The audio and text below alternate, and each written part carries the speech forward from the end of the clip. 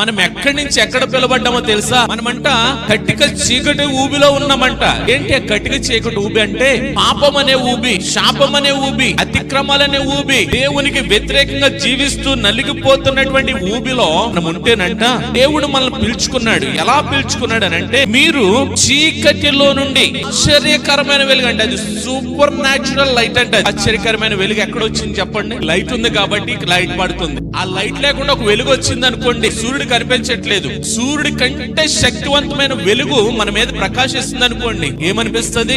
వెలుగు దేని నుంచి వస్తుంది చెప్పండి? ట్యూబ్ లైటో, ఓ బల్బో, ఓ నక్షత్రమో, ఒక సూర్యుడో, ఒక చంద్రుడో, ఏమి లేకుండా లైట్ వచ్చింది అనుకోండి, దాన్ని ఏమంటాం?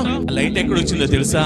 ఆది కాండం 1వ అధ్యాయం 1లో సృష్టి ఆరంభంలో ఆ వెలుగు కలిగింది. అక్కడ భూమి అంతా కూడా చీకటితో కమ్ముకుని ఉంటే దేవుడు వెలుగు కమ్మని పలుకగా అది ఆశ్చర్యకరమైన వెలుగు, అది జీవము కలిగిన వెలుగు అంటే. అది